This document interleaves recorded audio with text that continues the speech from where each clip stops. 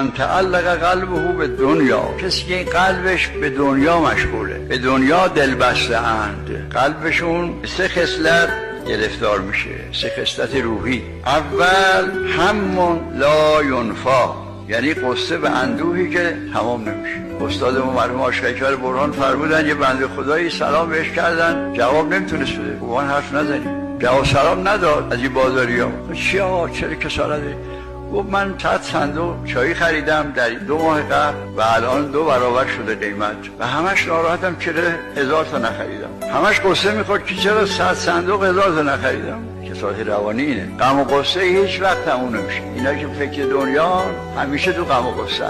دوم عمل لا یدرک، آرزویی که هیچ وقت به اون آرزو نمیرسه. سوم رجاء لا ینال، یعنی امیدی که هرگز به آن دست نمییابد.